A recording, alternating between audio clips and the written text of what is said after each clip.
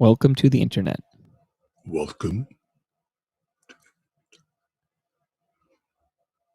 Okay, just looking for. I'm going to get that link tweeted at you while you address your. It tells faithful. me I'm live.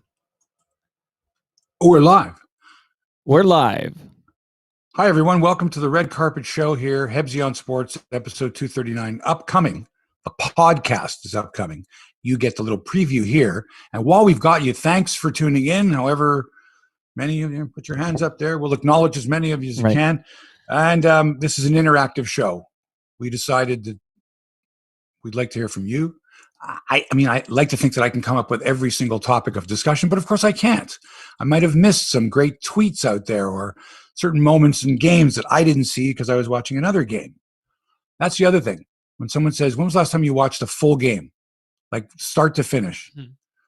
You go, oh, wow, that's a good one. Did I see the whole Jays game? No, I didn't. NBA game? I picked it up in the fourth quarter, I think. And when people such as myself, who I watch multiple games simultaneously in sport, now of days there's so much going on that I can't remember the last time I watched a game start to finish, every play in the game. It's a weird thing. Maybe it was the Leafs game 7, maybe against the Habs. Just so long ago. That might be. Long time ago, yeah. That I was riveted, that I could not switch. Didn't matter what else was on, what else was going on. I had to watch that. Interesting. So yeah, do us a favor. Let us know you're here. What's on your mind? What you hope to hear talked about? What have I got on the show today? A little bit of this, a little bit of that. A little bit of NBA, a little bit of Jays, a lot of Jays. Habs, a little bit of that because I'm not that big a Habs fan. If it's not the Leafs, I'm not that interested. I was going to list all the trophies in the NHL, but that'll just take too long. We don't have that much time. Do you find this is a strange day? Like, because yesterday was like a Saturday, essentially, like a day off. You know, my wife didn't work, kids have no school, camp or anything.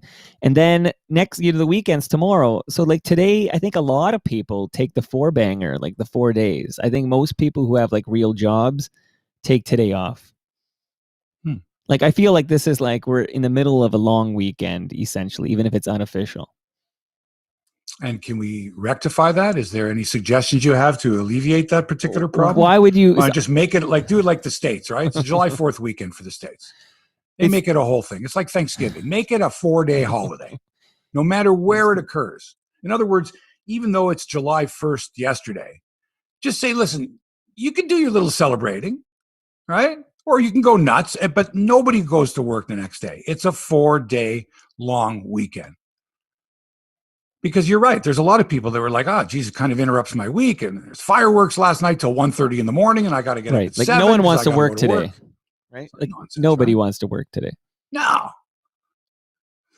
And people want to sleep in. Do people sleep in anymore? I don't even know like what normal waking hours are, but like I feel like if I didn't have HEBSY on Sports in the calendar today, like maybe I'd still be lying in bed. I have no idea. I never thought about it that way. I don't know when people consume this broadcast, except for those of people watching live right now. I have no idea when. I look at the numbers, Mike, and 3 days after we've recorded this, we've got 800 people downloading the show 3 days later.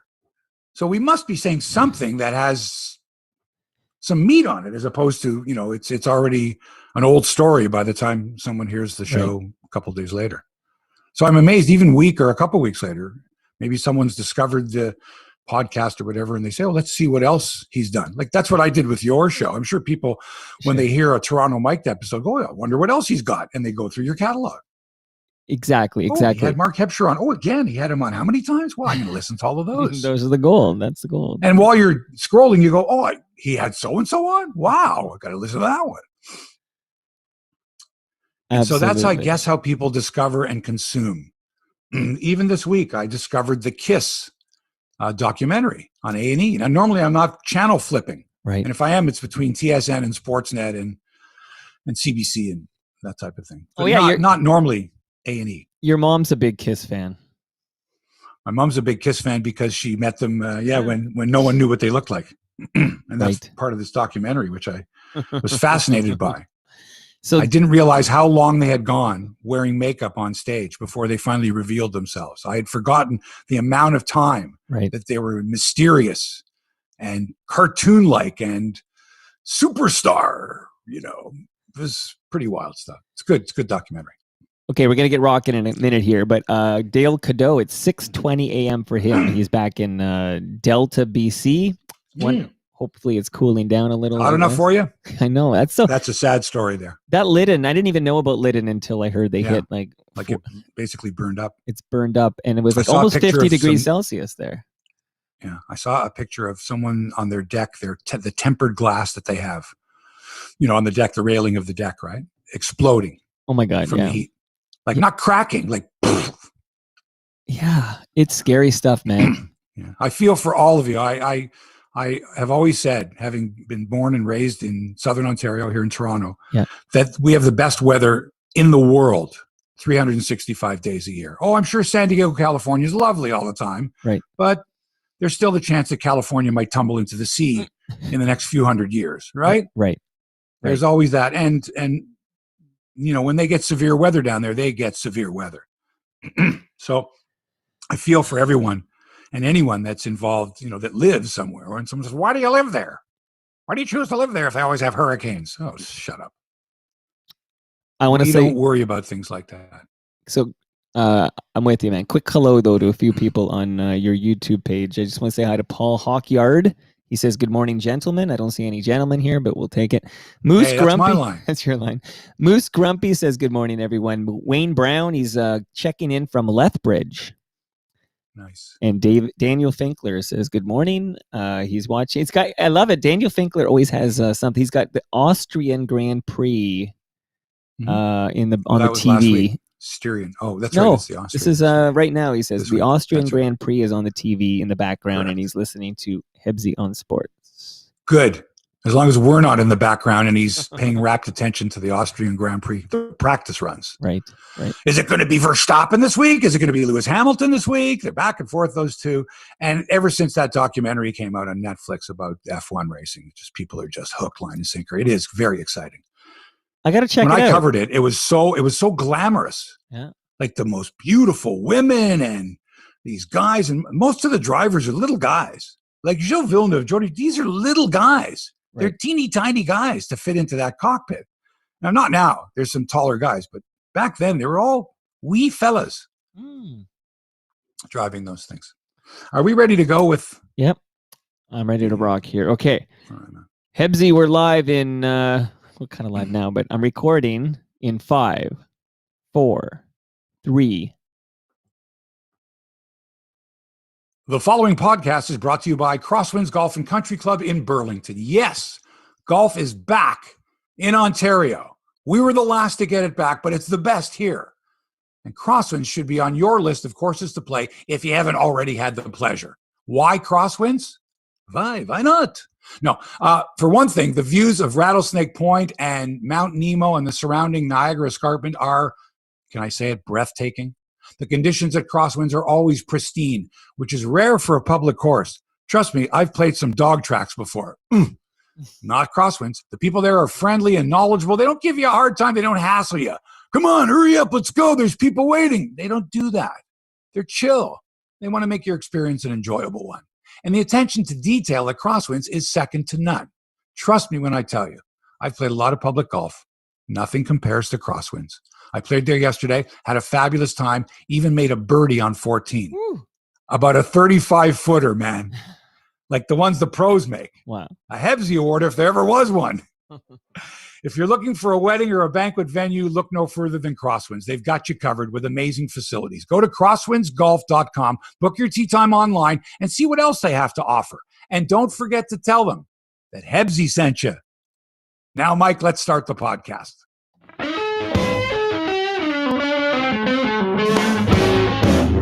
Live from Toronto, it's HEBSY on Sports, episode 239.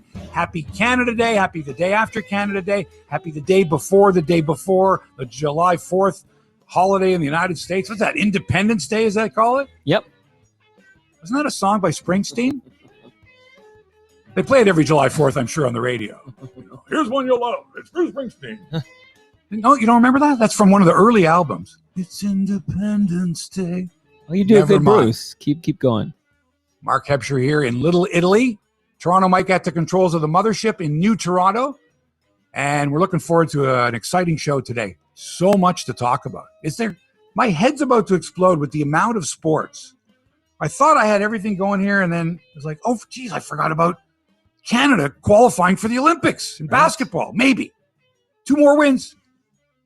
It just completely, escaped me. And also the Austrian Grand Prix, which the practice is for today. Oh, that's right. Grand Prix is going on. I forgot about that. And Wimbledon's going on.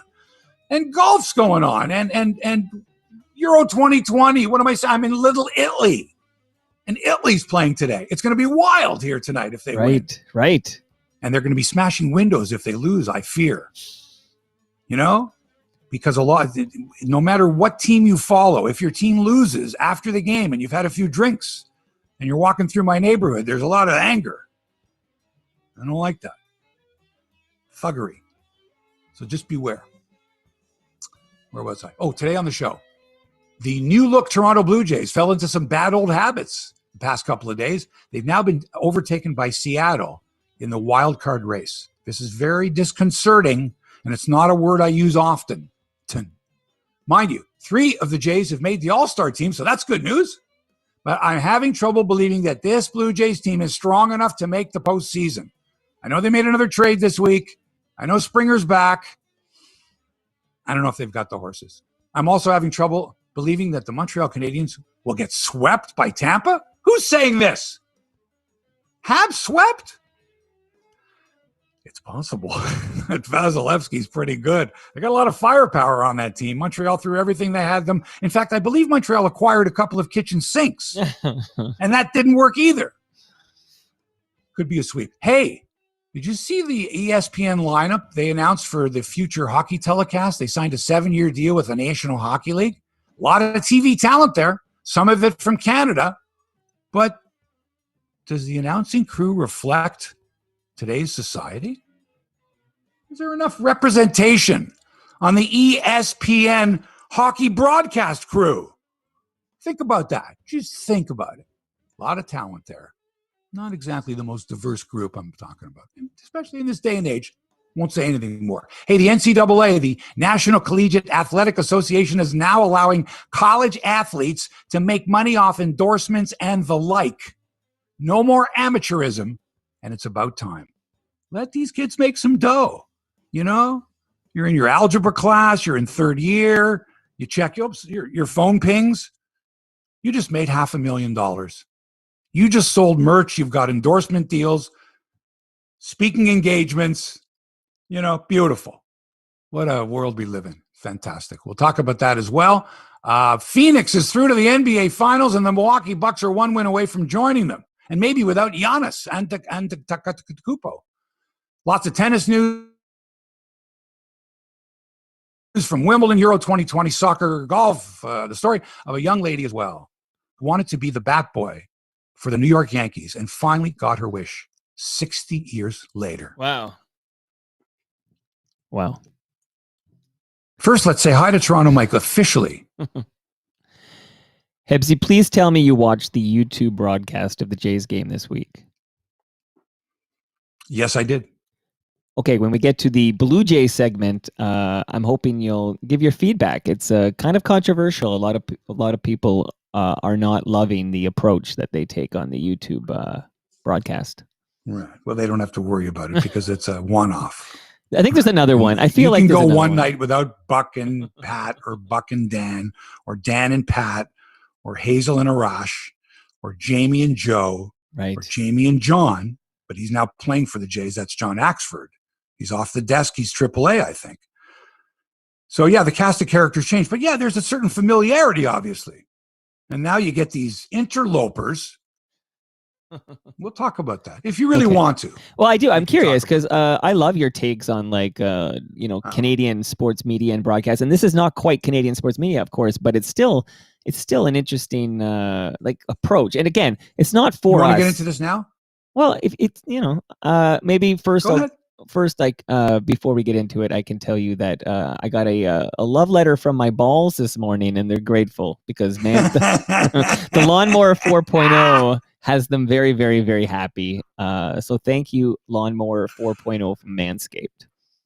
Yeah, I just got another package from them this week at Manscaped. I got some ball toner, and I got some cologne. What's ball toner, like a cream? Well, you're gonna have to check it out for yourself, Mike. It's not something that I'm willing to discuss between you and I and our podcast listeners. But suffice it to say, yeah, I've been feeling really good lately, and let me tell you, especially in the heat. Yeah. It just gets so hot. And I don't know about you, but riding a bike or going for a run or even going for a walk in the heat and humidity, I can go through a few pair of underwear a day, just the sweat and the discomfort. But man, Manscaped has everything you need for your south of the border grooming. And I'm not talking about in the United States for us Canadians. I mean, south of the border. I mean, south, below the waist grooming. All right. Do yourself a favor. Go to manscaped.com, enter the promo code HEBSY, HEBSY. Get 20% off plus free shipping. And free Your shipping. balls will thank you. Wow. Mike's balls will thank you. Yep. My balls will thank you. And I'll thank you now for your past and future support because it keeps this podcast alive. The more you patronize our sponsors, the better this show will be. I guarantee you.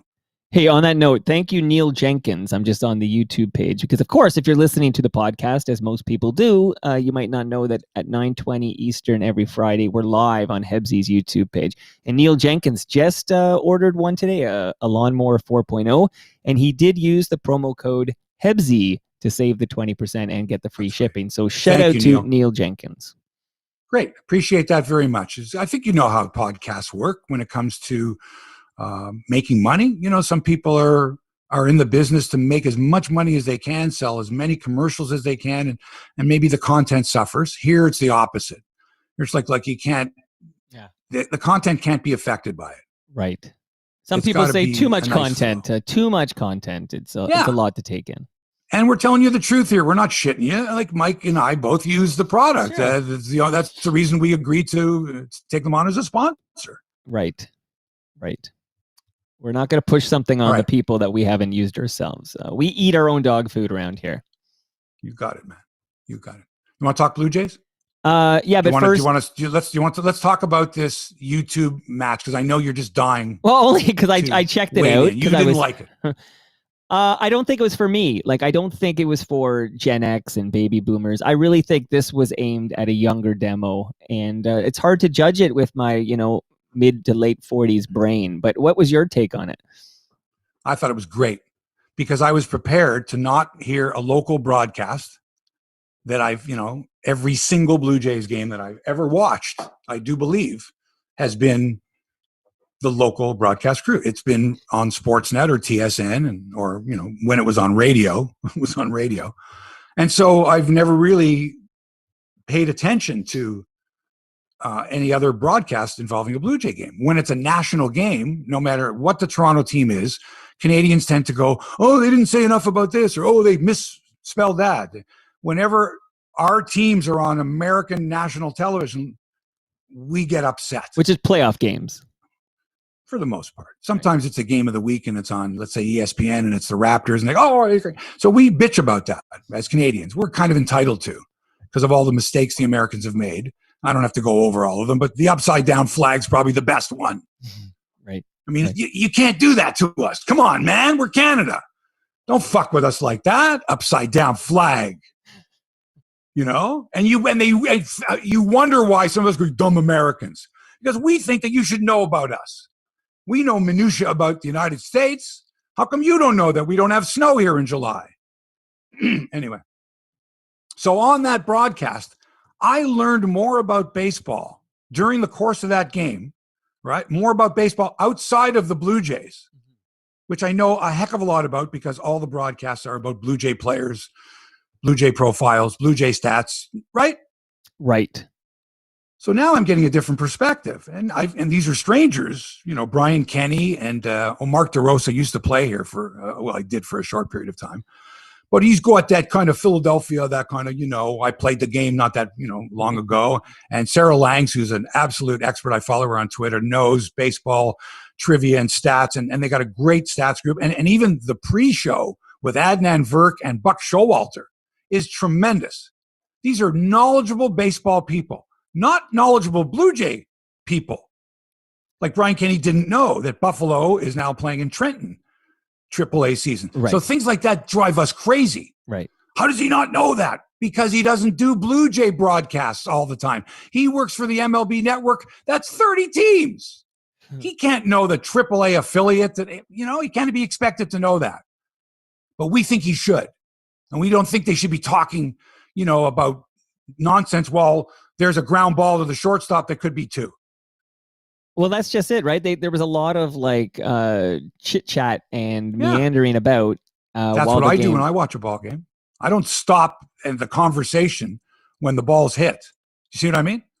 If I'm talking with you and there's a ground ball, I can continue the conversation, look over to the TV and see what's going on. But can I ask a question? I don't need someone to go, there's a grounder to short. Now, having said that, if you're in the middle of a conversation and something happens, you shut up if you're a sideline reporter, you're saying something, and let the quote-unquote play-by-play person call the play. But that's becoming fewer and far between now. I notice Pat Tabler calls a lot of the plays, right? He's telling a story, and then he says, and there's a fly ball to left for the third out, and then continues with the story. This begs the question, and I have no idea what the answer is. Hopefully you know, but what did they air on 590 during the YouTube broadcast? I tried to get it, and I couldn't.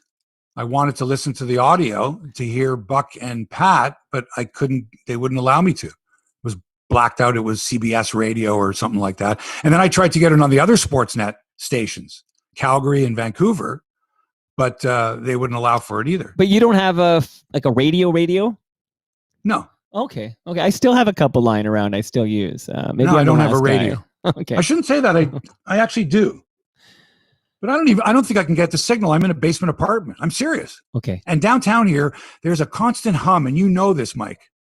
I live near Bathurst and College. Right. But if you go along that route of Bathurst Street, where the streetcar tracks are from the Bloor station, right, actually north of that even, Davenport, DuPont, you get this hum that is so annoying, and it hits you right between the eyes, like right in the skull. You want to hear Paul radio? You want to hear Paul Hawkyard's? He says that nothing to do with familiarity. He says he just having watched other games. He says he just doesn't like this YouTube broadcast. He says to watch sideshow action for my liking. Too much. Sorry, too much. I think he had a typo there. Too much sideshow action for my liking. Paul says. Right. But here's the thing. Yeah. YouTube doesn't give a shit about Toronto Blue Jays fans. YouTube is what about baseball fans? As many people as they can. No, not even baseball fans. Right, exactly. Right, just people to check it out. Right. That's the key here. This was not for baseball fans. This broadcast is like... This would be like listening to Steve Dangle while he's watching the Leaf game or the Habs game that he's doing now, which is a whole other thing. It's sort of, you want to be part of the conversation. You want to be there with these people to talk baseball, to talk hockey, whatever it is, while the game is going on. Mike, when you and I get together to watch a game, are we completely silent when this play happens? Of course not. Or are we going back and forth? Oh, how did he miss that? How did he do that? Why did he do that? But people like that as an alternative audio feed. They don't want that to be the primary audio. Says feed. You. Right. That's you. Says me. Says Toronto. But they don't care about you. Right. They're trying to get guys like my son, for example, who watches NBA broadcasts like that, live YouTube stuff like that. He loves that. No. Think of all the gamers who enjoy interacting with other gamers while they're playing the game. That's why I said, can't viewers do that? Why aren't viewers allowed to go, I'm talking about, shh, quiet, there's a ground ball, quiet. I have to hear the announcer go, grounder to short. No, I've watched enough baseball. Now, if I want detail about my team, I wasn't going to get it on that broadcast. Agreed. Right. I wasn't going to get, let's go down to the sidelines. Let's find out a little more info. Let's dig a little bit deeper. What happened on that play? Why am I not seeing 3 replays of Vladdy dropping the ball? You didn't get that on that telecast. Right. You didn't get multiple replays of plays because they didn't want to do a traditional broadcast. Right. And that's key. That's why I said off the top that it's very not for important. me. Not for me. It's not. It's for though. You're right. Your sons, etc. I just want to say, Moose Grumpy points out that there's another game on YouTube later in August against the Nationals. So Jays Nationals August. So if people miss the YouTube broadcast and they want to check out what we're talking about, you get another shot in August. Just remember, it's not a local broadcast. It's not for Toronto Blue Jays fans. They've acknowledged it. They made mistakes that Blue Jay fans can't stand. You can't expect that, because next week they're doing a YouTube game of the week, which is two completely different teams. Sure. And they're for sure going to alienate the fan base of both. I guess, again, final thought on this is that, again... Do we know the numbers on that, by the way? Well, I don't know. Idea? When I was watching, because it was a tie game, I think, in the 9th or something, and I was tuning in. There were a lot of people watching. I just can't remember what kind of number I was looking at, but it looked like a lot of people. But it's not for the baseball fan. I think you just have to accept 1 or 2 Jays games a year are going to be for others. But you can, I loved it. I liked the fact that they were talking about other players that I hadn't had a lot of chances to see, because I've watched every Jays game. All right. And I love the stats they're using, especially the advanced metrics, which you never see on Blue Jay telecasts. Right? Right. WRC Plus, and just so much more information and visually much more appealing to me. Look, seeing the 4 of them sitting at a coffee table watching it off a monitor in Secaucus, New Jersey, not exciting. But if you were to watch, you still watch the game. You could have turned the sound down, right? Because, I could turn the sound down and I can see what's going on in a Blue Jay game pretty much. Right. But it was not for you if you were a Blue Jay fan. I agree. And one more technical aspect. The depth that you wanted to get. Right. But Neil Jenkins. About your team. Neil, who did just use the HEBSY promo code on manscaped.com. He says, it sounded like the way MLB Network, MLB Tonight, does check-ins. The audio levels were unbalanced, no sound of the game, the field, the stands with the play-by-play. So technically, it leaves some to be desired as well. Technically, it definitely did. They went to John Paul Morosi, who was in Buffalo. He was the only person, boots on the ground there. And he did his reports from there. And you're right, it didn't look nearly as slick. Because you're talking about different crews, different producers. I don't think they had I don't know if they had a major league, an MLB, a broadcast team behind the scenes too. And remember, they're doing it from Buffalo. Right. Like, okay, John Paul, you go to Buffalo. You 4 stay in the studio in Secaucus. Okay, so 83 games to go in the Blue Jay season. They're 5 games out of the final wildcard spot. They'll have to jump 3 teams to get there. One of them could be the Tampa Bay Rays. They're hosts this weekend for 3 games at the Trop. Now, this is not a place where the Jays have found success of late. Never. The Trop. This is Death Valley. This is the group of death. Remember last year when they went to Tampa and it was a best 2 out of 3 playoff because of COVID after a 60-game season. And Charlie Montoyo yanked Matt Shoemaker after 3 innings, way too early in the game. They lost that. And then Hyunjin Ryu laid an egg, allowed 7 runs in less than 2 innings in game 2. And that was it. Got beat 2-0. That was it. Thanks to the playoffs. Don't let Tampa kick you in the ass on your way home. Oh, that's right. Home is Dunedin. It's not that far away. Anyway, look, the Jays are familiar with this place. What happened in the past should stay in the past. Now is a great time to show the Tampa Bay Rays and their own fans that they can overcome the mysteries of the Trop and get on a roll. Tampa not playing great baseball these days. 4-6 in their last 10. They can be had. Have to beat these guys. But first things first. Yesterday in the rubber match against Seattle, the normally dependable Ryu folded up like a cheap lawn chair, like a road map, and was nicked for 5 runs, 4 earned in 4 innings of hard labor, throwing 85 pitches before he was mercifully pulled, trailing 5-1. I'm sure Charlie wanted to keep him in there for 130 pitches, but no, not yesterday. The Jays never got closer. The big bats went silent, just like they did the previous night when it counted. Final was 7-2 Seattle. Frankly, I was embarrassed by the way they've played lately. And I know it's only a couple of games, but they better get out of this tailspin and quick. They've had trouble with runners in scoring position of late. For example, Vladdy, all of a sudden, his strike zone is like as big as he was last year. It's huge. He's swinging at pitches out of the strike zone. And you know what? I think he's feeling the pressure because he's already going to win the MVP award. And if he doesn't do that, he's going to win the Triple Crown award. And he's a starter in the All-Star game, and he had to turn down the home run derby. And he's got all this going on. He's 22 years old, learning a new position, playing some pretty good defense, and then from terrible defense. Look, the guy's feeling it a bit. We didn't expect him to go all season long hitting 340 and, not striking out ever. And every time there were runners in scoring position, driving them home. No, come on. He's still awesome. but he might not win the Triple Crown. Take it easy. And can we stop already with this babying George Springer? Come on. Where is this guy already? I'm looking at the numbers and, oh, yes, he's going to 816 OPS or whatever. No, I'm watching him. He's hit the ball like hard once or twice. And he was DHing again yesterday. Montoya said he was going to play center field. So we're not going to bring him back until he's ready to go center field. And then eventually leadoff man. Well, he's not going to take the leadoff spot from Simeon. Not the way Simeon's playing. But come on, George. Come on. $150 million. He's DH'd like twice already since coming back. Montoya said he's going to play center field every day. And you got Randall Grichuk now, who was great for a couple months, but now he's reverted back to the Randall Grichuk of old, chasing too many pitches out of the zone. See, Teoscar has improved on that. He's learned to lay off those pitches. He's an all-star, by the way, too. But not Grichuk. He's gone back to that, again, swinging at pitches out of the zone, going, and they know to get him. Change-ups and other off-speed pitches out of the zone. He'll swing. He'll swing at those pitches. Kevin Pillar was like that. We had to get rid of him, right? All of a sudden, would never take a walk. Swinging away.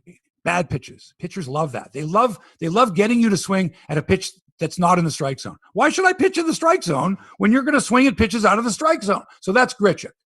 All right? And if you add to that the poor defense that the Jays continue to exhibit, and the stupid base running mistakes, and the questionable managerial moves, and the flammable bullpen, even though they've shorted up a bit, and the fact that they can't play in front of their loyal fans and instead have to play before a handful of fucking Western New Yorkers in a minor league ballpark where most of the fans that are there, like 2,000, you're allowed to fill the place. You got a couple people from Angola, a couple of other families from Niagara Falls, and everybody else happens to be a fan of the Yankees or the Mets or some other team. Every time the Blue Jays play, whether they're at home or on the road, Dunedin, Buffalo, doesn't matter, there's more fans rooting for the other team. Because we can't go across the border to see them, and they can't come to Toronto. So, of course, they're not going to make the playoffs. They got too many things going against them. Unbelievable. I'm watching last night. I'm going, what's the capacity here? I thought they were allowed to fill Salem Field. There's like 2,000 people there. Look really good on YouTube. I'm sure people are going, what the fuck is that? The Toronto? You think people are like, oh, no, that's Buffalo. They're playing about. That's the Toronto Blue Jays. They look like the Indianapolis, I don't know. The Durham Bulls. Terrible, man. This is our team.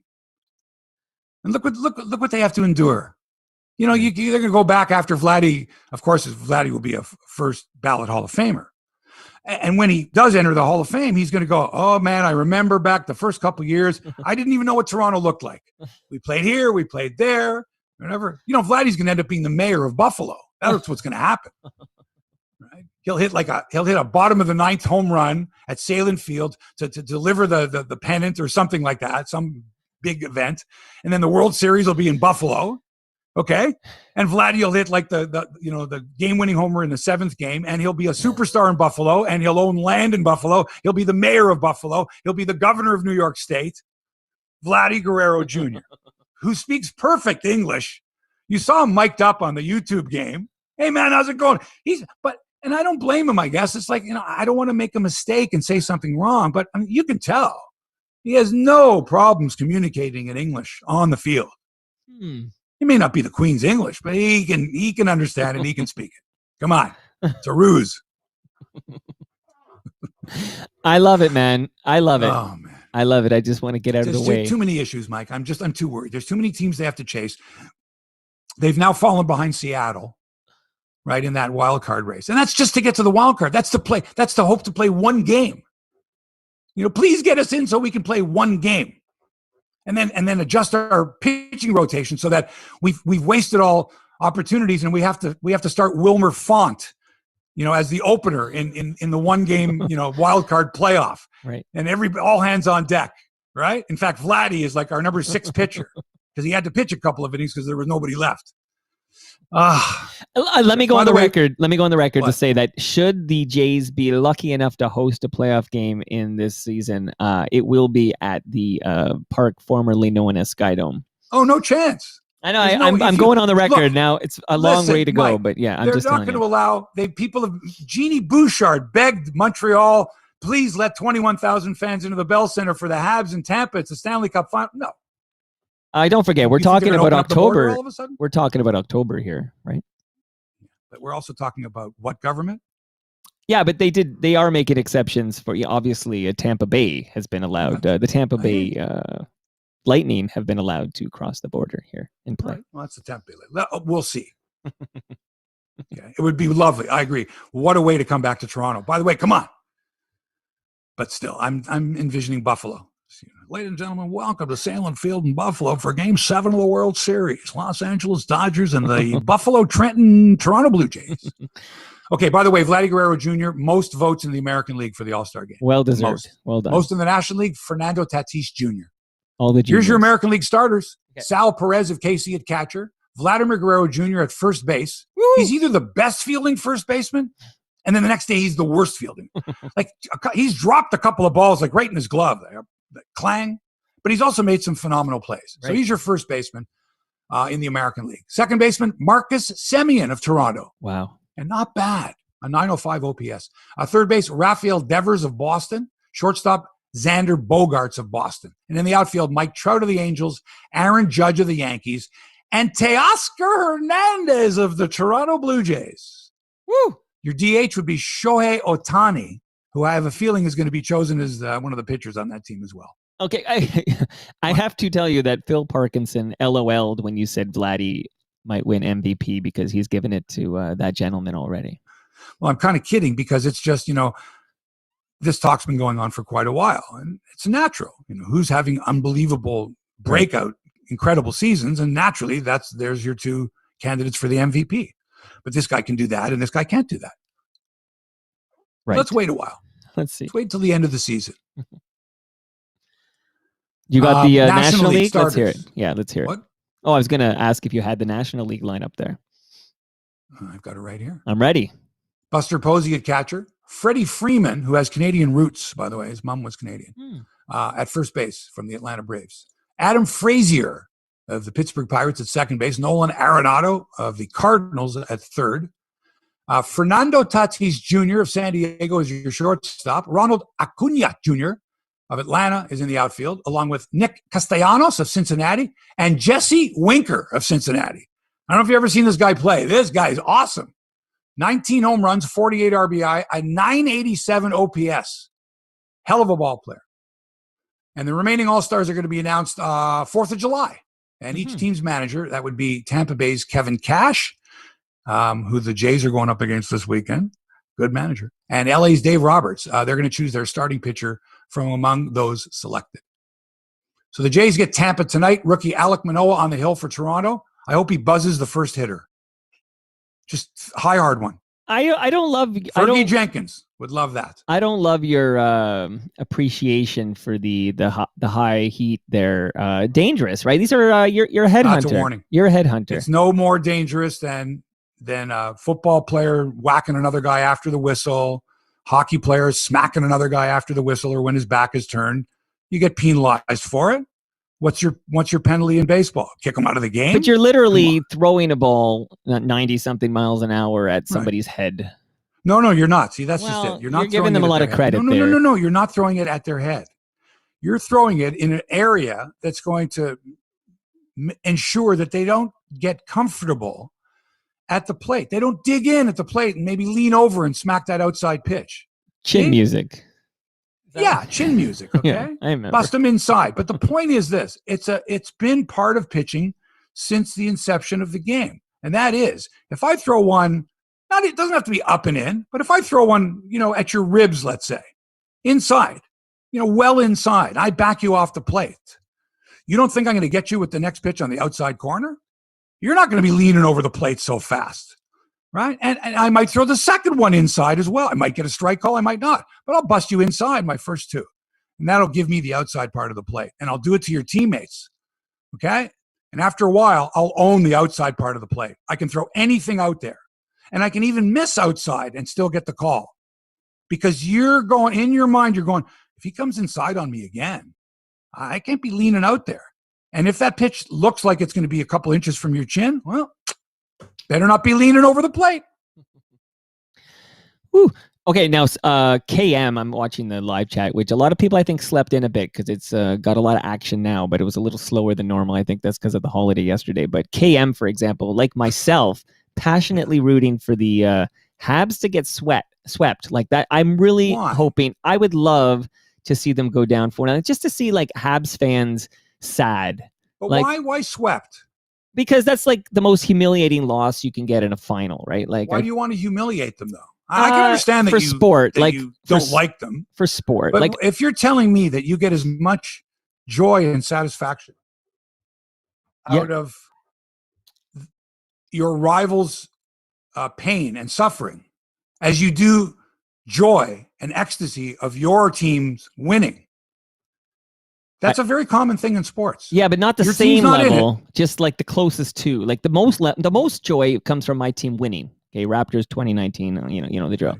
But second most joy I get is when I have a passionate desire for a team to lose and I watch them go down. Like, for just really quick example, and I know we're going to get to basketball soon, but watching the Clippers lose against the Suns was quite joyful for me because I've decided, because Kawhi didn't want to run it back a second time with the Raptors, I've decided he should never win again. I know he's not playing, but so Mike. I'm just telling you, I'm a small man. So I know I'm a petty small man. That's so childish. That's childish, and I got joy from seeing the Suns win, and then I also got. Did you get joy from seeing Kawhi get hurt? No, that's different. No, I don't want him to get hurt. Yeah, Tell me, different. How different is it? I don't want anyone to get hurt.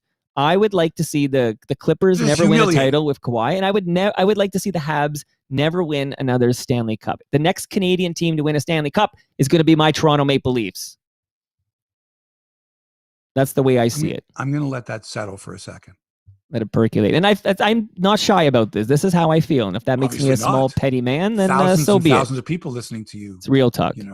Air your dirty laundry here and your dislike for the Habs. Am I alone? The fact that you would get anywhere near as much satisfaction out of a Montreal Canadiens being swept in the Stanley Cup Finals as you would of the Toronto Maple Leafs winning. I didn't say it was equivalent to that, individual. though. No, but I didn't say that. Like, now you're extrapolating. You want to see them get swept. Yes, that's humiliated. You want to see them get humiliated. Yes, I would love it. Now that's taking it a bit far. Cruel and unusual punishment. That's torture. You don't need to be that way. You can say, "Hey, I hope they lose." That's sports. I hope they lose badly, and I'd like to see them go down in 4. But I don't want to see anyone get hurt. Like, I'm not wishing any of their players get injured. I just would like to see the Habs lose in 4. So what are you rooting for? What are you looking for? A game 7? You're lying. Because if you want to see him get swept in 4, somebody's got to get hurt. Not true. Okay? And even though you're going to go, "Oh, I hope he's okay," you're going to say it. Okay? In the far recesses of your mind, you're going, good. Now they won't win. And my prediction. You don't know what's in that true. That neck of my mind.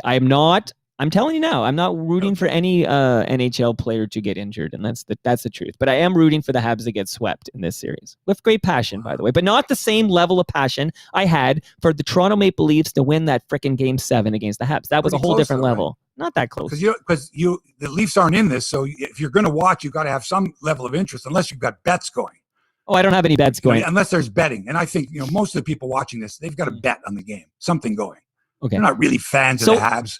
What are you hoping for in this series? They don't necessarily want to see them lose the way Leaf fans do. They just want to have some kind of skin in the game, and that might just be a bet. But bets aside, which I don't have any, but please tell me what you're hoping for from this Lightning Habs Stanley Cup Final. Oh, I couldn't care less.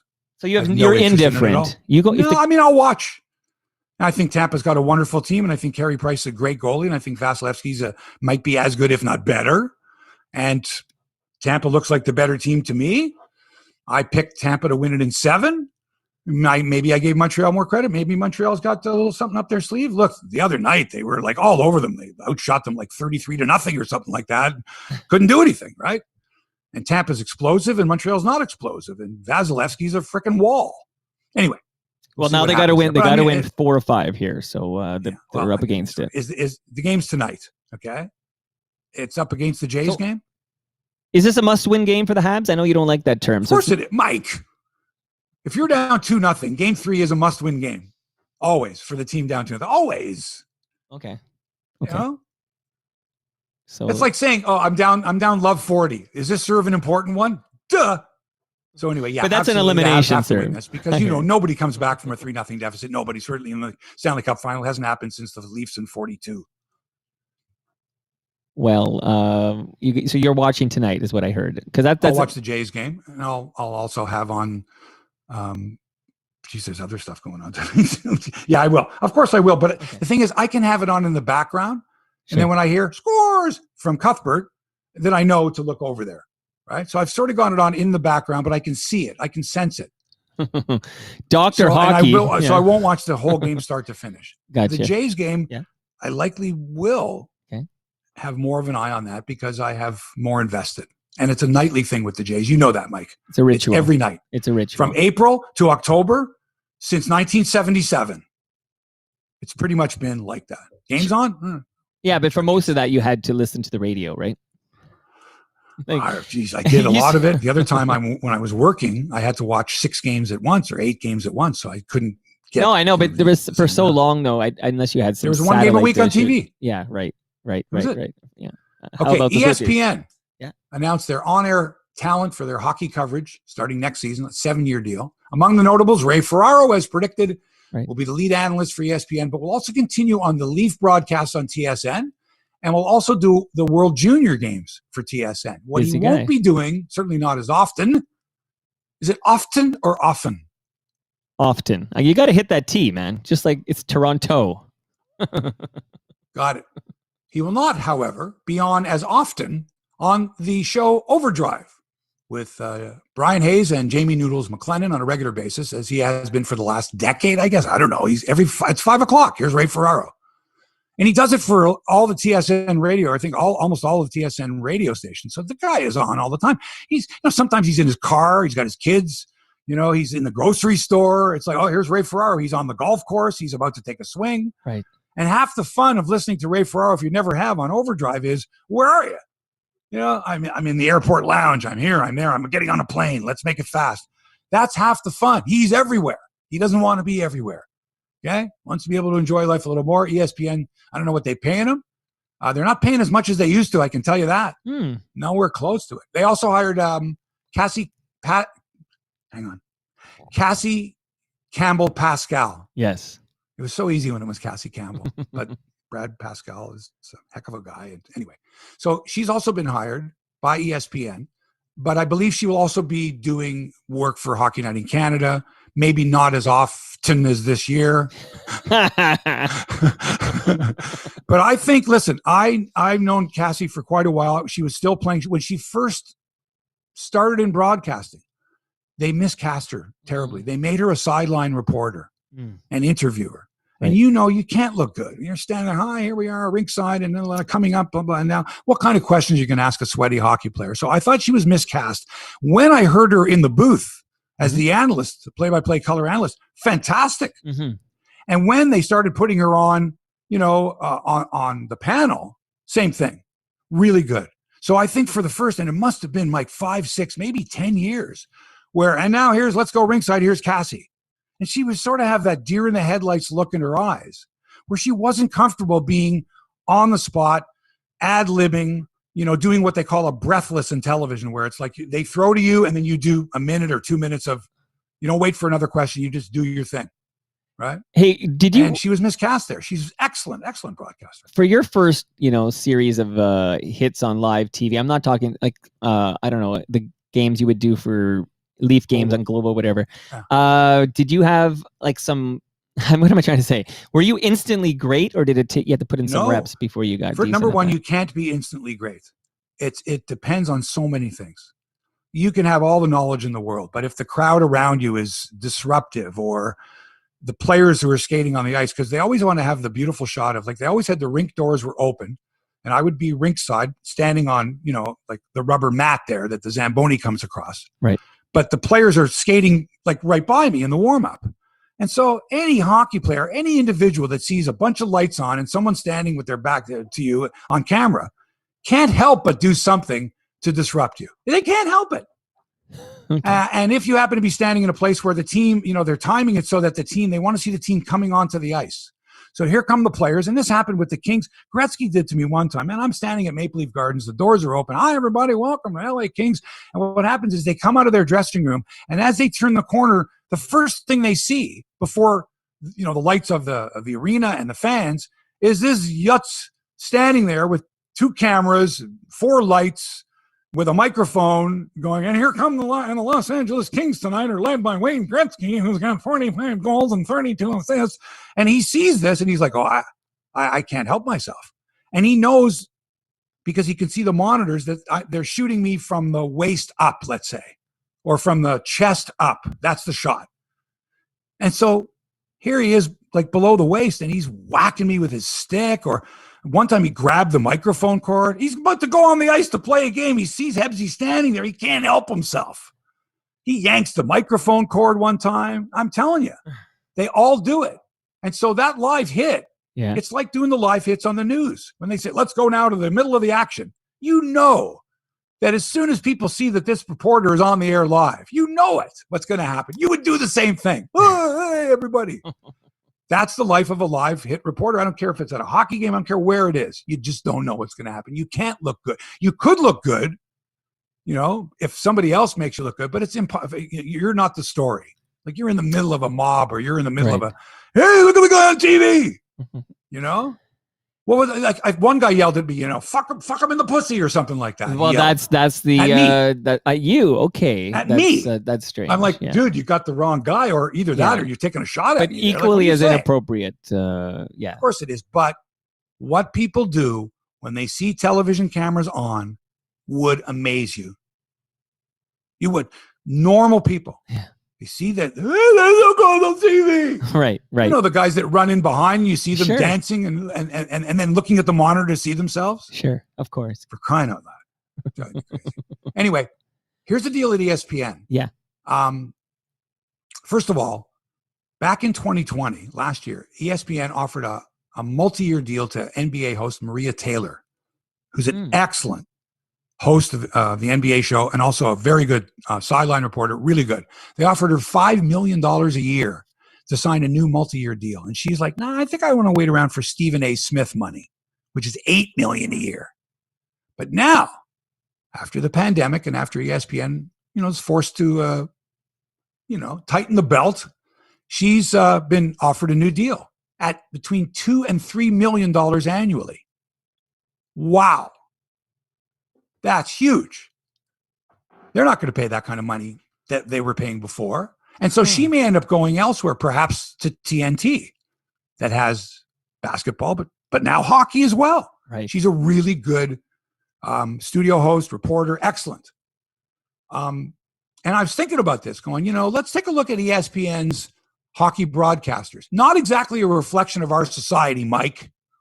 One black woman, one black man, no Asians, no disabled persons, nobody who identifies as LGBTQ+, no First Nations peoples. That's ESPN. That's right. Sounds like they do have one more black woman than Hockey Night in Canada has. True that. Mm-hmm. Okay, so what are your thoughts on that? They need a more diverse on-air staff covering hockey at ESPN? I think so. Oh. Okay, and interesting. Okay, so were there some candidates that would, would identify as such that have been overlooked? Oh, I'm sure there has been. I haven't really gone into it. But I mean, if you go back over the history of broadcasting and the inclusion or lack thereof of minorities, women, persons of color, I don't have to explain to you. Oh, yeah. And hockey notoriously Notorious. So in this case here, ESPN, I think, had an opportunity. Now, having said that, they do have a couple of Spanish language broadcasters because they're going to be ESPN's going to be doing hockey on Espanol as well. Okay, good. But in that case, I don't consider and no offense and none intended here, but that's sort of a separate thing. I mean, you would have to get Spanish-speaking people to do the Spanish language broadcasts on ESPN Deportes. Remember, Austin Matthews is Hispanic. He is.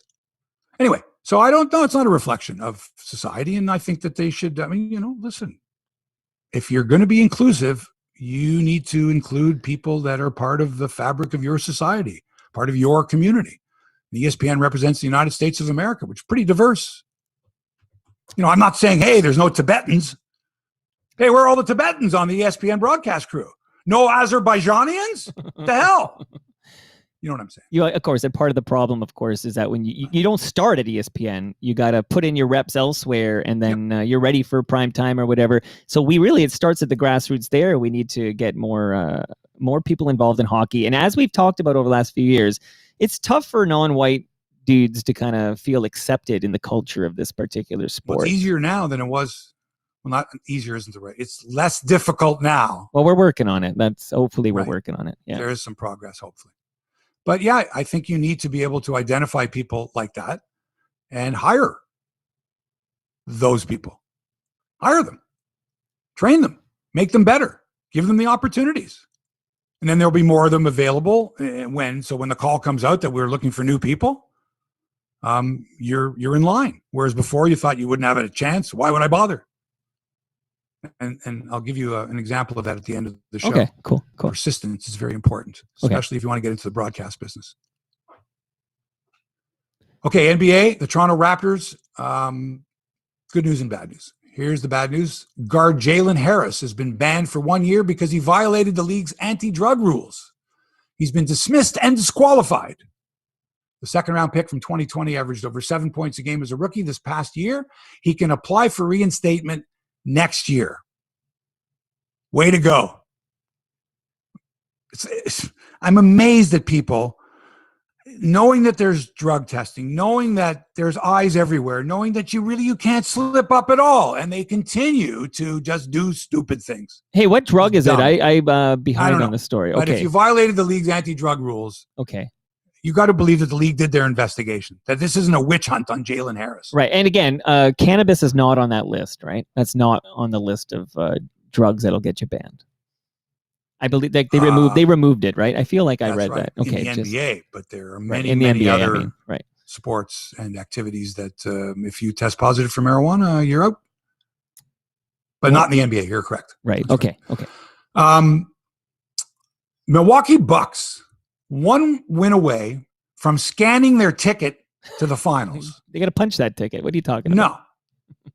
Not punching tickets. Nobody punches tickets. You scan your tickets nowadays. When was the last time you punched a ticket? I thought you went through the turnstiles and the guy had one of those click punches. It's been a while. Okay? Scan.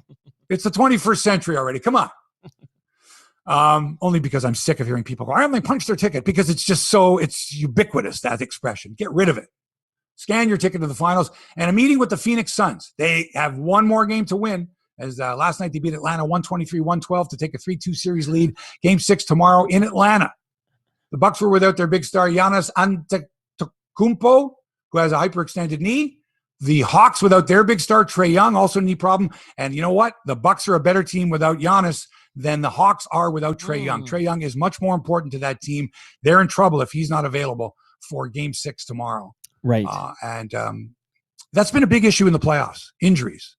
You know, Mike, I know you were thrilled when Kawhi Leonard went down. You and many, many other Raptor fans. Good. Nope. Karma. I wasn't. He got his. Nope. Wasn't thrilled. He's hurt. Just a little. Maybe a little. Not even a little bit. Maybe a little tinge of, I'd rather see him play and see the Clippers lose. lose. I'd rather see him play and see the Clippers lose. Absolutely. Should have stayed in Toronto, though, right? A little bit of that. I think if you win a title and you're 1 year in a city, let's try to run it back one more year, and then you can go home.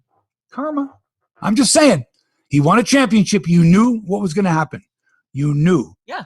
But I also have the right everyone to. Else. No, he might stay. I have the right to root against him now, and it's been wonderful. But I told you, didn't I? Did you root against Vince Carter when Vince Carter wanted out of town? Did you root against him winning an NBA title after he wanted to leave Toronto?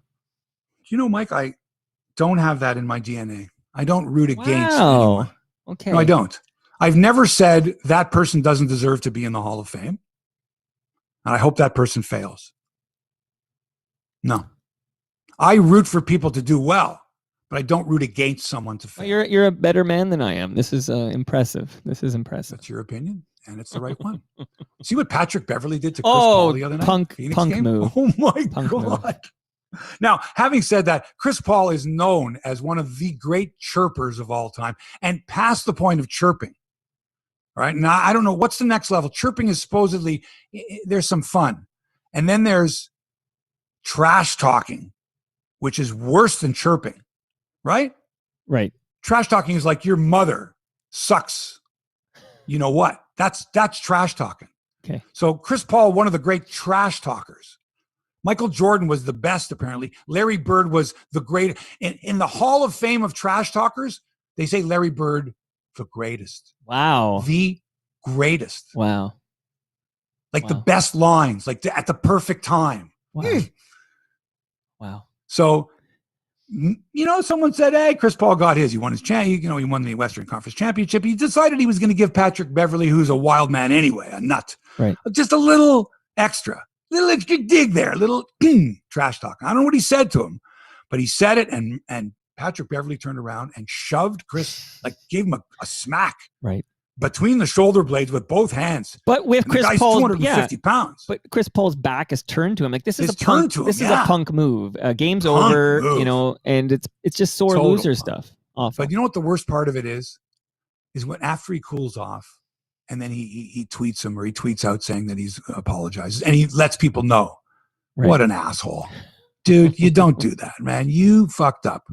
And now to expect Chris Paul to go, sure, man, everything's cool. In fact, I expected that when I trash talked you because you're a loser. Stupid thing to do. And a hat tip to the Phoenix Suns fans.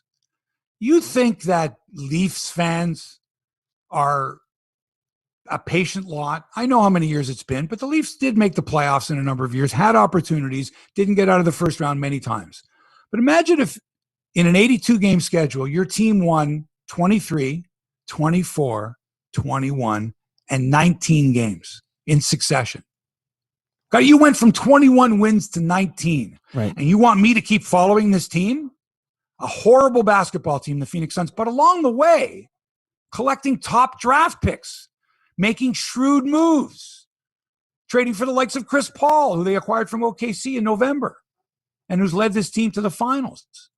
This team beat the Lakers in 6, the Nuggets in 4 straight without Jamal Murray. Right. And the Clippers in 6 without Kawhi for the last 3 games. But still, pretty good. After those 4 horrible seasons, would you endure that? If I said to you the Toronto Raptors are going to win 23, 24, 21, and 19 games, then they're going to make the playoffs, then they're going to win the Eastern Conference. Of course.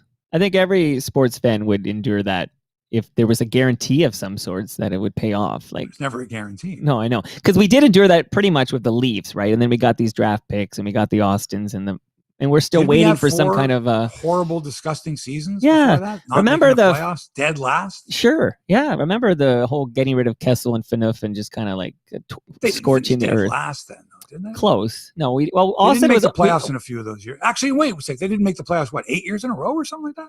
Austin was a first overall pick, so I'm trying to remember where we finished that season. I don't even remember because it's part of the 50-odd year blur.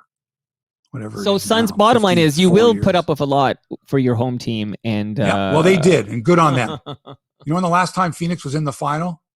I only remember because I read your notes, so I cheated. But it was a Charles Barkley era. Right, 1993. They lost to Michael Jordan and the Bulls. This year they're not going to come up with a team like that. This year Phoenix is either going to get Milwaukee or Atlanta, and with some of them hurting, and so maybe this is their year. Right. At the Olympic basketball qualifier in Victoria, BC, Canada, off to the semifinals against the Czech Republic tomorrow afternoon after beating Greece and China in their first 2 games. So if they can beat the Czechs, they'll likely get Turkey in the final, and if they can win that, off to the Olympics. Very exciting. Wouldn't it be great to see our ballers representing Canada on the world stage? Man, we got some talent on that team. Yeah, I'd love it, man. I'd love it. It's great. In golf, Davis Thompson led the Rocket Mortgage Classic in Michigan after an opening round, 9 under 63. Top Canadian, Calgary's Roger Sloan at 6 under, followed by Burlington's Michael Gligic, who I'm sure has played crosswinds before. He's at 5 under par. Mackenzie Hughes of, I can't say it, Dundas, Ontario. They're going to change the name of it, obviously. Like they're going to change the name of Dundas Street. I saw your tweet. Do you want to comment on that? What a fucked idea that is. So Oh my God, they're going to spend city dollars. They're going to spend taxpayers' dollars changing the name, not just of the street, Dundas Street, right, but of Dundas subway stations, anything with Dundas on it, too, Dundas West, Dundas. Can I ask you about this? Because that day that was announced, John Tory said a tweet about they're considering this, whatever. And I saw your tweet saying like, what a waste of money. And then I had on Toronto Mike, I had a woman whose mom is Cree, so she's Indigenous. And she was telling me that symbolism matters. Like there is, that's you're saying it's a waste of money. But if you talk to people in the community, that's money well spent. Like I think she sold me on it. I think we get rid of that name, that triggering name. Just like you should rename Ryerson. No, I don't. First of all, Mike, if I was to say to you, anyone in Toronto, do you know the history of Dundas? But that's the everyone wrong approach. would say no. Okay, but now we know. Having said that, I did a bit of research and I did know a few things, and that is the evidence isn't concrete enough that he voted against the abolition of slavery, right? There's a little more to it than that.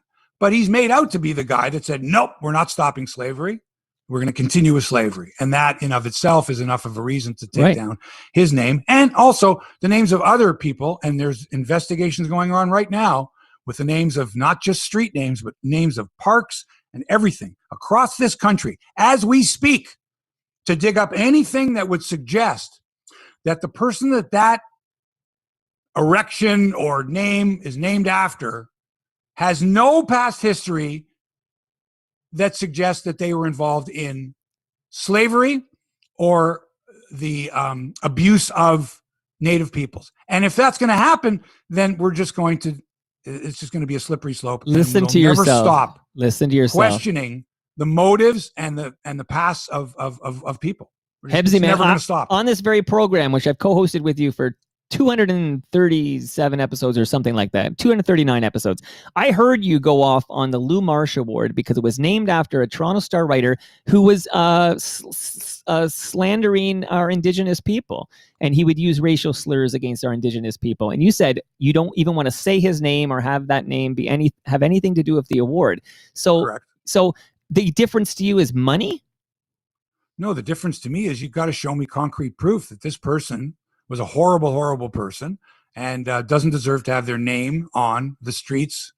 And the other part of it is that when you do something like this, what are the repercussions? For example, does everybody who lives on Dundas Street have to change their OHIP card, driver's license, all that? What's the fallout of changing the name of a street? In other words, can it be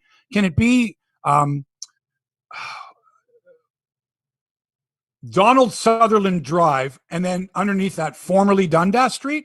Or do you just take the name Dundas out of everything, including the town of Dundas, including every single strip of road that's called Dundas Street, in the name of? And is the McDonald-Cartier Freeway going to change its name because John A. McDonald? In other words, at what point do you say that's not enough? If it's do these people have to sort of have Hall of Fame numbers of bigotry and abuse of Native peoples and opposition to slavery? Is there a certain number that they have to reach before, okay, no, we're taking your name off? How far do you go?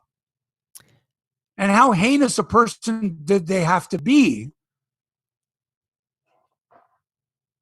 I'm not convinced that Dundas was that horrible of a person. If you were presented with proof, his name is all over a street in Toronto. If you were presented with proof of Dundas being the horrible person he's been accused of being, and they were able to, like, you change the name, so yeah, signage will change, right? So that will be an expense right there. But everything else is like sort of grandfathered in over time. Like it's got two names for a period of time, and then as you renew things, the new name comes on. Like you don't send everybody who lives on Dundas Street out to the MTO to get a new driver's license. Like you don't do that. But it has two names, and you have a new name now, and then as you progress over the years, that old name disappears from everything, right? So no, it doesn't. You can't make the past disappear. People try. You're trying to scrub it, get rid of it. 100, 200, 500 years from now, someone says, I heard a story about a particular person. Is that true? Did that person really exist? And why did they do that? And yeah, you can't erase history, Mike. No, you can't erase history, but you don't need to, like if you go to Berlin, which I've been walking around, I haven't seen any statues and streets named for, Like we're on the Nazis. streets chanting Dundas, Dundas, Dundas. Come on. Okay, so we know where you stand on this, but have a chat with my neighbor Chi, and you might turn around on this one. I might. Have I mentioned how I made a phenomenal birdie putt on the 14th hole at Crosswinds Golf and Country Club yesterday? Did I mention that? I mentioned that on the Red Carpet Show. I didn't mention it on the Not podcast. on the program here, no. Oh, man, it was beautiful. It was a beautiful thing. It was a great day yesterday. They'd called for rain, and I said, nah, it's not going to rain on July 1st. I'm looking at the radar, and there's these big green patches of thunderstorms. What the heck? We went out there, and we had a fantastic – it didn't start raining until we were on the 18th hole. And even by then, we had such a great time that it didn't matter that much. It was great to be out there. And as you know, Crosswinds is my golf course of choice, and it's because of the people there. They just make you feel welcome, like you're a member of a private club, even though Crosswinds is public. Anybody can play at Crosswinds. But you got to go to crosswindsgolf.com. You got to book your tee time online because they're getting busy. And why are they busy? Because it's such a great place to play. Right. Beautiful views, $1 million views of Mount Nemo and Rattlesnake Point on the Niagara Escarpment. It is gorgeous. Check it out, crosswindsgolf.com. Crosswindsgolf.com. They should erect a statue of HEBSY on the grounds of Crosswinds. That would be quite an erection. Your balls will thank you. Oh, sorry, I'm getting confused here. Please tell me about tennis. Brian Gerstein sent a note to say he wouldn't be able to watch live, so we would not be peppered with all his tennis commentaries and questions. But he's dying to talk Wimbledon here, so we got to get into Wimbledon. Well, we got two men in the third round. Very exciting. Denny Shapovalov playing later today against Andy Murray. So you know the story of Andy Murray. He's got like an artificial hip. He was one of the great players of the game. He got injured. He couldn't walk. He got an artificial hip. He's back now. He's trying to work his way back. He won a big 5-setter the other night at center court at Wimbledon with the crowd going wild. He's a Scotsman. And, for those in the UK, that's good enough. He's English. That's UK. It's like he's good. He's Scottish, but at Wimbledon he's English. and he's the most obnoxious tennis player since Jimmy Connors. Really, he's yelling at himself all the time. Yells to the audience. He doesn't seem like a happy guy, right? But he's got the crowd behind him, right? With these primal cheer. Let's go. And I get that. That's okay. I'm fine. So this is what Shapovalov's going to have to deal with. Center court, Wimbledon, Andy Murray. Right. Okay. They're going to be not booing Shapovalov, but they're going to cheer everything. Every time Shapovalov hits one into the net or hits one long, they're going to cheer wildly. Mike, these are the types of fans you would like this. See, if you were an Andy Murray fan, you would be the guy hoping that Shapovalov falls down or misses a shot. Yeah, misses a shot. Cheering when he fails. Sure. That's what you would do. You don't root against you want Murray to win so fan? bad. But in this case here, you're not a Murray fan. You don't care about Andy Murray. You just want to see Shapovalov fail.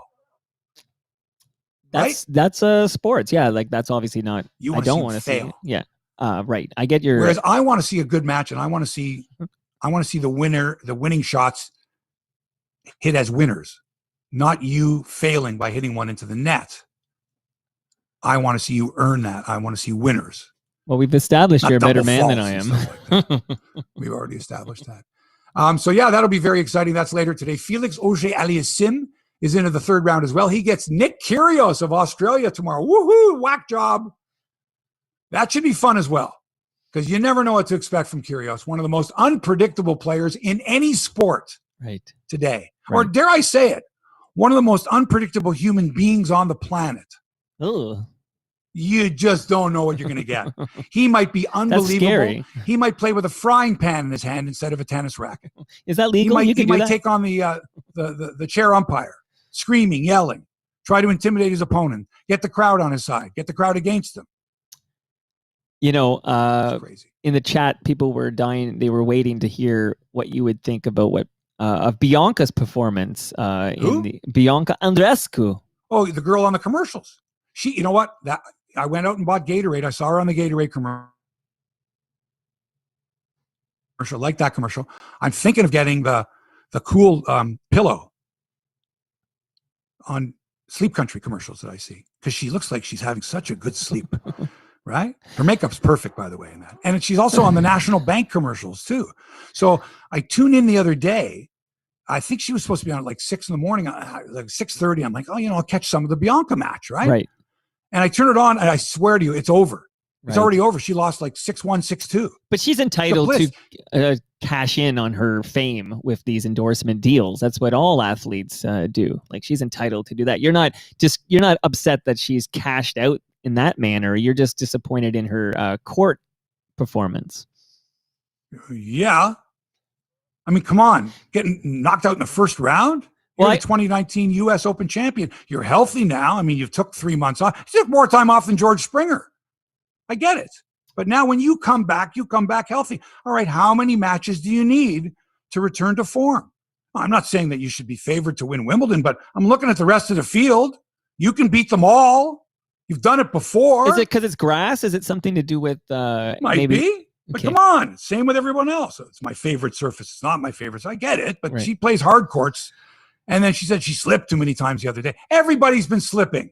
Get better shoes. What can I tell you?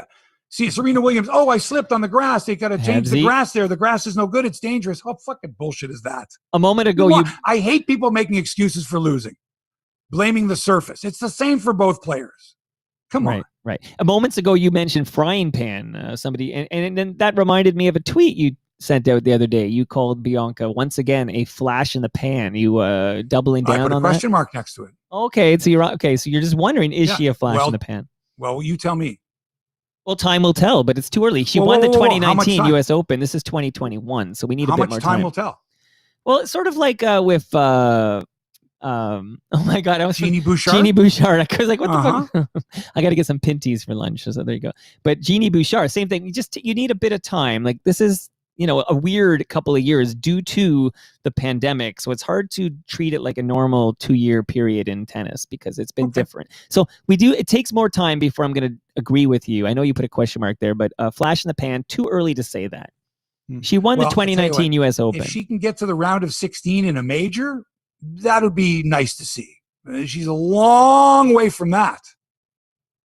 First round. Right. I know. It's disappointing. First round. Unless she's tanking.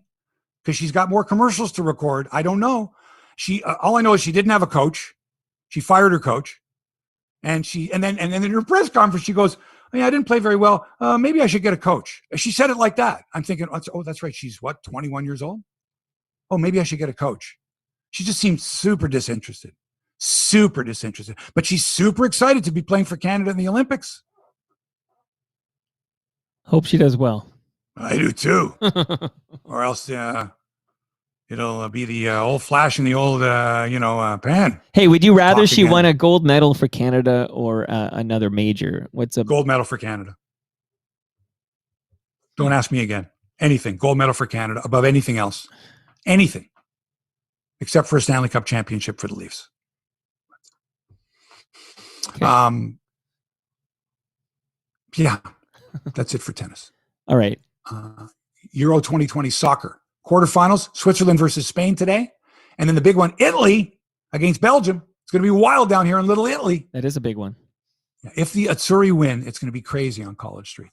Saturday, the other two quarterfinal matchups, Czech Republic against upstart Denmark, who I think is the fans' favorite after what happened to Christian Eriksen collapsing on the field. And England against Ukraine. Ooh, that'll be exciting. I think Italy goes down today. I think Belgium beats them. Belgium's looked very strong. Number one team in the tournament. But that'll be bananas. Healthy, I would agree with you. That's a 3 p.m. Match. So even without him, yeah. But I can't say it too loud because I live in Little Italy. My next door neighbors are Italian. Right, of course. Okay? And I've never been to Belgium. But I kind of like the music. In Bruges is a great movie. Music? I don't know. I know some Belgian. I don't know that song you're singing there. What are you singing there? Oh, that was Three Dog Night. Okay. I've never been to Spain. Never been to Spain. There's a movie called In Bruges. Yeah. That's fantastic. Yeah, and it always made me want to go there. It's just like a good tourist ad almost. It's wonderful. All right. Just because it's the long weekend for some, it's the July 4th long weekend. It's holiday time. We're coming out of the pandemic. Some of us a little slower than others. This story, which is going to have huge impact from here on in when it comes to what used to be known as amateur sports. The NCAA, the National Collegiate Athletic Association, agreed to allow college athletes across the country to capitalize off their fame for the first time ever. The decision will allow students from coast to coast to strike endorsement deals, profit off their social media accounts, sell autographs, and otherwise make money from their names, images, likenesses, sobriquets, etc., potentially directing millions of dollars to college athletics every year. College athletes, I should say, individuals. Mike, I remember watching an ESPN documentary on the Fab Five. Those are the 5 Michigan freshman basketball players. Jalen Rose, Juwan Howard, Chris Webber, those guys. And there's one scene where Webber has like $10 in his pocket.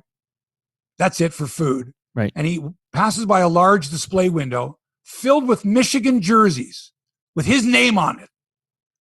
And the commentary was something like, I barely have enough to eat, and the university is making all this money off of me and my teammates. I remember seeing that and thinking, it's really about time, especially in this day and age with endorsement deals and stuff like that. The thought always is that pure amateurs play for the love of the sport and are not influenced by money. And we know that does not exist anymore. That the idea of an athlete having to pay for all of their own materials, coaching and stuff like that it's ridiculous. It can't be done. You would have to be extremely wealthy in order to do that. And finally, in 2021, the NCAA is realizing that these young athletes are making all this money for their schools, the television deals and such, and they should be able to benefit personally if they're that good. So why not? Fabulous idea. What do you think? Oh, long time. Yeah, absolutely. Of course, you should be able to make money on your likeness and your image. Yeah, you should be able to own that. It's been ridiculous. And I saw that same documentary with the because I loved the Fab Five, and thankfully they've corrected this wrong that's been around far too long. Far too long. And I can only imagine former student athletes who, if they were playing in this day and age, I mean, I'm just thinking, imagine if Pistol Pete Maravich was playing today and he was as exciting and popular as he was back in 1970. And the number of Twitter followers or Instagram followers or whatever, how much he could have made from a sock company because he had floppy socks, or from a hair product, or just, selling his autograph, personal appearances. Amazing. Well, Weber's a good example. Now see you're right. Young people who are student athletes that you've seen play football or gymnastics or whatever the sport. And you're going to now be able to not just follow them, but buy their merch or go and see them, maybe see them give a clinic or a speech or their clothing line. They're going to introduce I'd have my own clothing line, HEBSY clothing line. Look at me. I'm a senior at the University of Texas. I'm an All-American. Got my own clothing line, man. Got my own song. Got my own logo, my image. That's me. So good on them, all of them, every one of them. If you're that good and you can make money from it, you can make money from something that you love, do it. Good stuff. Finally, in 1961, 10-year-old Gwen Goldman wrote to the New York Yankees asking if she could be a ball girl. Actually, it was a bat girl. It was really a bat boy. There were no ball. But she said, I want to be a bat boy. A week later, she received a written response from the then general manager of the Yankees, Roy Hamey. Quote, while we agree with you that girls are certainly as capable as boys and no doubt would be an attractive addition on the playing field, I am sure you can understand that it is a game dominated by men, and a young lady such as yourself would feel out of place in a dugout. That's what he wrote to her in a June 23rd, 1961 letter that Goldman kept all these years. Her daughter Abby let the Yankees know of that rejection letter from 60 years ago. And Yankees general manager Brian Cashman said it was time to correct the mistake. Quote, some dreams take longer than they should to be realized, but a goal attained should not dim with the passage of time.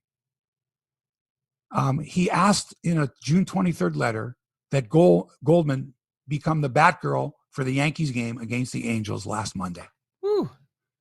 Said Cashman, I have a daughter myself, and it's my sincere hope that every girl be given the opportunity to follow her aspirations into the future. And so Gwen Goldman, 70 years of age, strolled into Yankee Stadium on Monday and was greeted with a locker with her name on it. The retired social worker from Newtown, Connecticut, threw out the ceremonial first pitch and stood next to Yankee manager Aaron Boone for the national anthem with tears in her eyes. Wow. Wow. Quote, "Here's this 10-year-old girl who wrote it, and she's still inside of me," Goldman said of the letter. "She's still there, and we shed some tears together." Mike, how's that? Hebsy, that's a beautiful story. And I have 60 years later. Right. After being rejected because she was a girl, because of her gender. Right. Rejected because of her gender in 1961. Great story. Can I know we're in overtime here, but could I ask you about a story? Overtime's not for another 15 minutes. That's overtime. Okay, I didn't know when it kicks in. But the Dan Jeffrey and a bunch of people on your YouTube channel are asking, do you have an opinion? There's a U.S. Olympic runner who's been banned over cannabis usage. That's marijuana. Yeah, cannabis. Like that's Olympics, man. That's different. That's a different drug. That's a different system. Okay, so simply because go ahead. Well, remember, it's the IOC, so you're dealing with many, many countries, most of which do not accept marijuana as a legal drug, and certainly not as a non-stimulant, right? So if it's considered to be performance enhancing in any way, shape, or form, in other words, it relaxes you because you have anxiety, and that's why you take it, and you have a medical permission, I guess, to utilize this, it still falls under an illegal substance in the Olympics. So can you remind me, so when Ross Rebagliati was lost his gold medal and then got reinstated, it's because they believed it was secondhand cannabis? Is that what happened there? Yeah, that would have been it. That's what year was that? 98. I remember because I was at Whistler. That's a long time ago, Mike. I know. Isn't it? But that's the one that we think of. But think about it. Yeah. 88 was Ben Johnson. Yeah. 98 was Ross Rebagliati. Yeah, Rebagliati. Now it's legal. It's legal in Canada. If you would have told me in 1998 that this would be legal in Canada, not decriminalized, but legal. Right. Yeah. The government would be jumping in with both feet to make money off the profits. Right.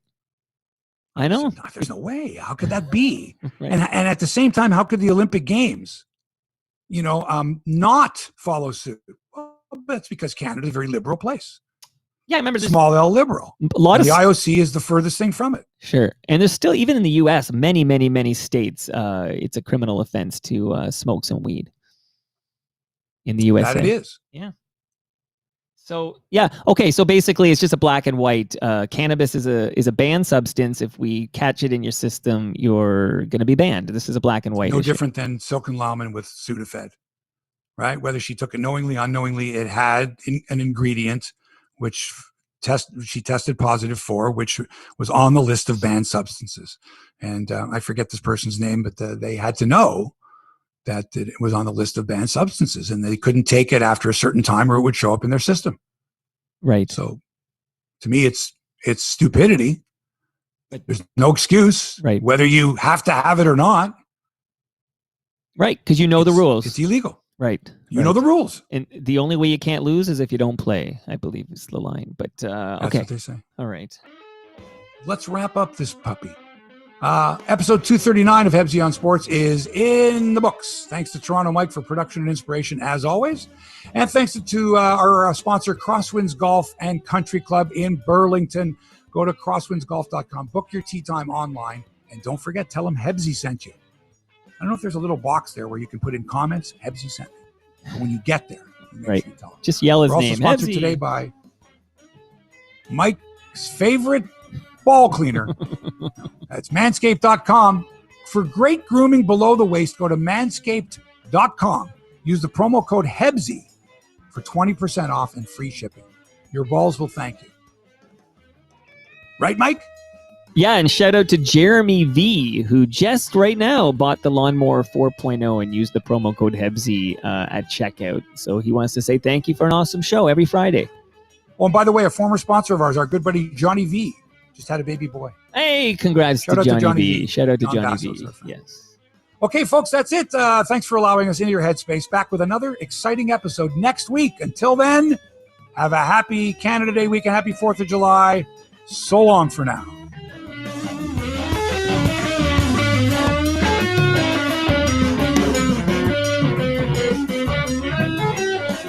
This podcast has been produced by TMDS and accelerated by Rome Phone. Roam Phone brings you the most reliable virtual phone service to run your business and protect your home number from unwanted calls. Visit roamphone.ca to get started. All right, podcast done. Retweet your tweets. Oh, that's why they were late coming to the party, because a lot of people probably wait for the tweet to remind them. So here, let me turn off these cameras. There's some breakups on there. I noticed a lot of catching up on my. Oh, twice you got muted for like 5 seconds due to internet issue, like twice, but you came back within 5 seconds, and yeah, it wasn't worth talking about. But all right, say goodbye to the people watching on YouTube. I know you'll clip this, but goodbye.